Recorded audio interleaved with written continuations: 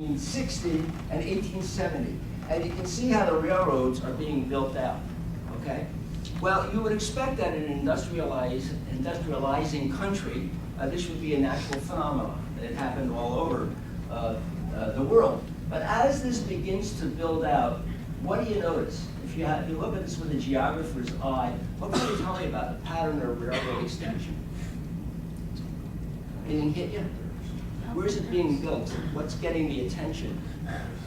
Paris, yes. Okay. Look at this, right? Look from this, almost nothing, to this, where the provinces are being ignored. Now the provinces are being taken care of a little bit, but Paris is being built out even more extensively. Now the provinces are getting more attention, but Paris almost looks like a self-contained unit with little few roads going in and out. Okay. This is why Paris had to be open, because all trade and all commerce is going through the city. And if you look at a railroad map of France today, it's exactly the same. Yeah, you can go east-west, a lot easier. But if you want to go through Paris, that's where you'll hit the TGVs and the Express and that sort of thing. This is the, let me go back just a minute. These are the great railroad stations. That's the Gare Saint-Lazare in the Monet painting you're going to see again in a minute, okay? This is the Gare du Nord, the North Station, the Gare de l'Est, the East Station, okay? That's the Gare d'Austerlitz, the Austerlitz Station. I'm sorry, the Gare de Lyon, the Lyon Station, the Gare d'Austerlitz, the Austerlitz Station, and where's Montparnasse? The Montparnasse Station. They were a lot closer in before Haussmann started, but he began to move them out so he could clear the center. Okay? And artists at the time, you know, it's a very famous painting, were fascinated with it, largely because of the new architecture, which combined glass with metal. Never had been done before, which allowed for kind of a more open area type of architecture. The Saint-Lazare station then became the principal station, and the fact that this was succeeding is indicated by the number of people who went through it. By 1866, over 13 million people a year transited this station. That was half the number of, all the other railroad stations in the area only amounted to half that number. So you can see that these new innovations were beginning to work. People were starting to move around a lot more. France was becoming less fragmented because people would get from here to there.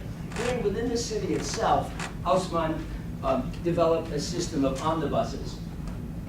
One of the things that he liked to do in the new capitalist society, industrialized capitalist society that was forming was, and I think you may see hear some residents today, is he liked to form conglomerates. He liked to force takeovers, buyouts. When he first started, there were 20 companies furnishing local transportation, mostly with horse-drawn carriages like you see here.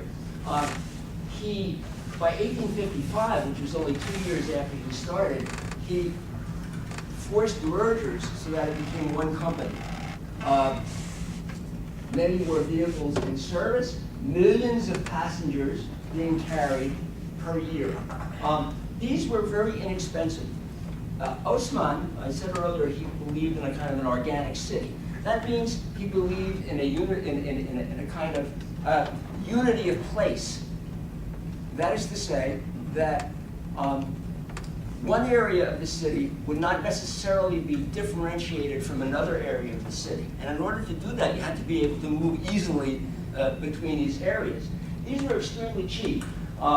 These carriages held 14 people downstairs, 12 people upstairs. The downstairs price was 30 centimes, the upstairs price was 15 centimes. So the workers who were going to be the pistons, if you will, for this motor that Napoleon III was creating, had to be able to get to their jobs, and they could get around easily on this system. Some of them ran on tracks later on. The last horse-drawn omnibus disappeared in 1913, and that's because the famous Paris Metro started being built in 1900. Now, I showed you the étoile before, okay? Now we're going to get into how we approach the buildings of streets and buildings. This is one of the most famous sites in Paris. That, of course, is the Arch of Triumph, built by Napoleon III's uncle, Napoleon I, to celebrate his victories. It was started in 1806. It was finished in 1836. Originally, there were only 5 streets radiating from the étoile. Haussmann added 7 more to make it a 12-pointed star. Not only that, but he divided the building lots into 12 parts, some of which were unequal. These are double. This, the north and the south poles, here and here. And then there's 1, 2, 3, 4, should be 8 of them, 5, 6, 7, 8. There you are. It's 12. Okay? The buildings had to be uniform. If you let your eye wander around the circle here, you'll see that the fronts of the buildings that face the circle are kind of concave, so they move with the circle.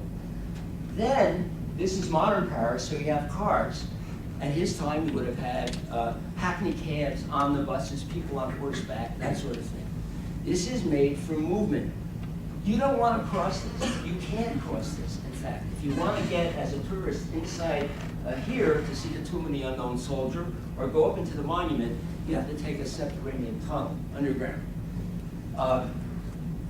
Again, it's an opening phenomenon, right? Not necessarily made for pedestrians, but made for more rapid and modern conveyances. Now, the building heights were also strictly regulated.